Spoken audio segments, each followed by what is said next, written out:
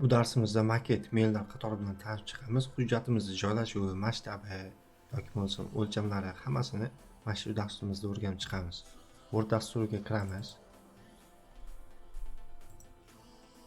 Bironta so'z yoza olamiz. Biza tushunishimiz uchun so'z yoza olishimiz kerak.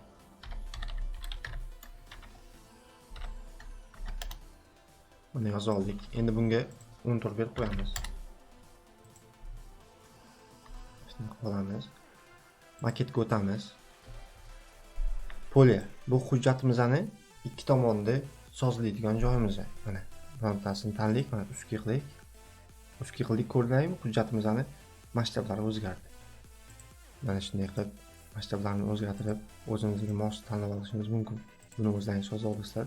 Обычныйda turadi bo'lsa, standarti. Xohlasanglar ustki, xohlasanglar средний qilsanglar bo'ladi.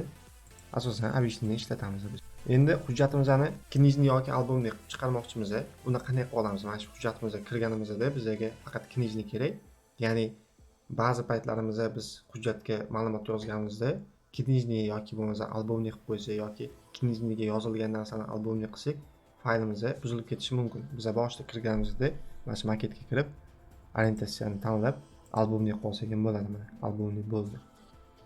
Mana shunday qilib albomni qilib olamiz. Hozir knijniy turaversin. Endi razmer.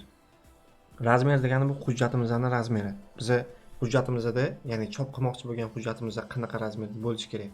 A4 da bo'lishi kerakmi? A3 dami yoki bo'lmasam A5 da bo'lishi kerakmi yoki boshqa razmerga chiqish kerakmi? Bu narsani biz mana shu yerdan to'g'rilab olamiz. O'zi standart A4 bo'ladi. A4 ga moslab olamiz. Endi biz mana shu hujjatimizni bitta hujjatni yonida kichikroq qilib ikkita kolonka ochsak bo'ladi. Uni qanday qilamiz? Mana shu kolonkaga o'tamiz. Mana dila qilsak, bitta hujjatimizda ikkita yozuv ikki tomonga qarab chiqishi mumkin. Buni biz sozlab olsak bo'ladi. Mana shu yerdan sozlab, kichraytirib, kattatirib olsak bo'ladi yoki mana yerdan buni ham katta qilib kichkina qilib olsak bo'ladi bemalol. Bular bizga hozir kerak emas. Endi biz bular haqida gaplashamiz. Bu yozuvimizni suradigan joyimiz. Mana shunday qilib yozuvimizni sursak bo'ladi. Bemalol mana shu belgilab olib, ya'ni hammasini belgilasak, hammasi suriladi. Mana moslab olsak bo'ladi. Xuddi menga o'xshagan. Menga o'xshaganki, buni vazifasi ko'proq.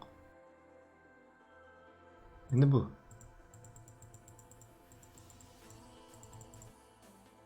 Ko'rsam qanday qilib beryapti? Endi intervalda.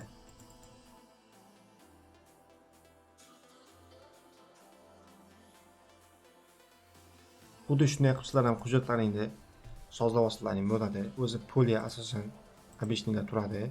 Обычныйda ishlatasizlar yoki bo'lmasam средний qilib ishlatsanglar ham bo'ladi.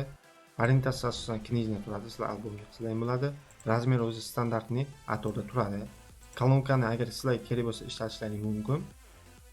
Agarda sizlar bu hujjatlaringni o'zgartirmoqchi bo'lsalaring, ya'ni razmerni yana boshqacharoq qilmoqchi bo'lsalaring yoki biron bir hujjatni ishlatgan paytlaring bironta joyga razmer qo'ymoqchi bo'lsalaring, mashitdan kirib, belgilab olib, aynan o'sha joyda o'zini belgilab olib, buni to'g'rilab olsalaring bo'ladi, mana bunday qilib sozlab olsalaring bo'ladi.